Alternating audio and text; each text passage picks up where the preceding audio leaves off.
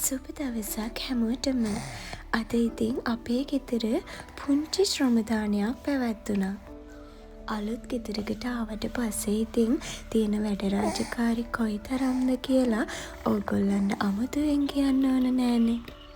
ඉතින් අපිටත් වැඩ රාජකාරි ගොඩක් මැද්දේ අද දවස ගෙවුනේ මේ විදිහටයි. ගෙදර හදන්න ගත්තු මැටල් මේ විදිහට ඉතිරි වෙලා තිබුණ නිසා හස්බන්ඩුයි මමයි කල්පනා කරා ඒවා පාරේ එහා පැත්තේ ගොඩ ගහලා තියන්න. එතකොට අපිට පාර තව ටිකක් ලස්සන කරගන්න පුළුවන්. මේ වැඩ නම් ඉවර වෙන්න තව සතියක් දෙකක්වත් යාවි කියලාමයි හිත කියන්නේ. අම්මිට උදව් කරන්න කියලා මගේ චූටි මැණිකත් මෙතනට ඇවිල්ලා.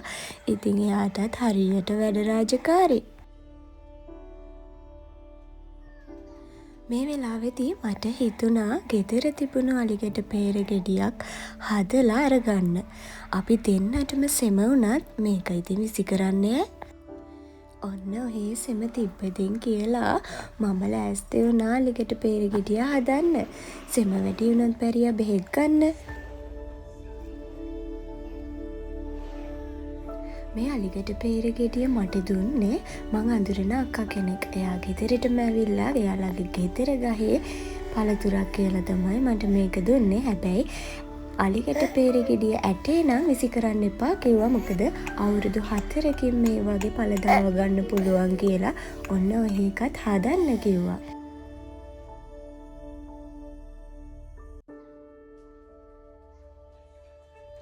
අලුතින්ම හම්බුණු ලස්සන වීදුරු පිඟන් වාචනවලට හදාගත්තු අලිගැට peer ටික දාලා අපි ලෑස්ති වුණේ වගේ රස බලන්න. ඔය අතරේදී මගේ පුංචි පුතා පෙරපාසල් ගිහින් ඇවිල්ලා මාව සර්ප්‍රයිස් කරන්න කියලා පුංචි මල් පොකුරක් මට ගෙනත් දුන්නා. ඉතින් මං ඒක ආදරයෙන් පිළිගත්තා කියන්නේ ඒ පුංචි හිතට කොයි තරම්නම් සතුටක් තියෙන්න ඇද්ද. දැන් ඉතින් මම මේ ලෑස්ති වෙන්නේ දවල් කෑම ටික හදාගන්න. දවල් කිව්වට මං අද හදාගත්තු කෑම ටික රැටත් එක්කම තමයි හදාගත්තේ. ඒක මට ගොඩක් ලේසි දෙයක්. ගෙදර වත්ත පිටියෙන්ම හොයාගත්තු කලවම් මැල්ලුමක් හදාගන්න මං හරි ආසාවෙන් හිටියා. ගෙදර තිබුණ පැෂන් දළු ටිකයි ගොඩු කළ කොළ ටිකකුයි තැම්බේරියා කොළ ටිකකුයි අරගෙන මං ආසාවෙන්ම හිටපු කලවම් පලා මැල්ලුමක් කිව්වට සම්බෝලයක් තමයි මම අද හැදුවේ. උම්බලිකඩ ටිකක් එහෙම දාලා හොඳ රසට පදමට මේක අනාගත්තාම මේ වගේ රස කියන්න බැරි තරම්. ඔයලත් ඉවරයේ රස කෑම පිඟාන බෙදෙන හැටි ඔයගොල්ලෝ චුට්ටක් බලන් ඉන්නකෝ.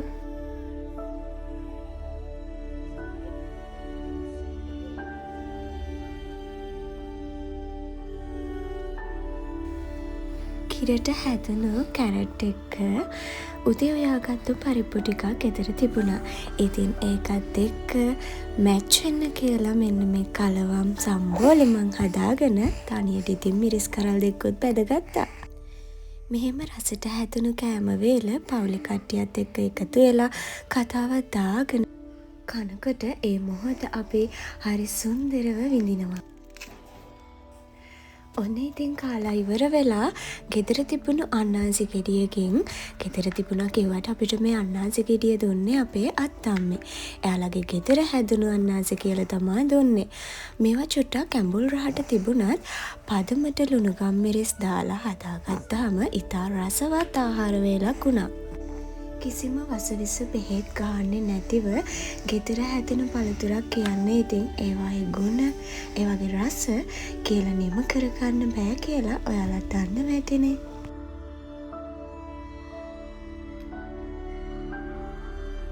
ඔන්න ඉතින් යාළුවෝ ටික ඇවිල්ලා අපිව බලන්න කියලා.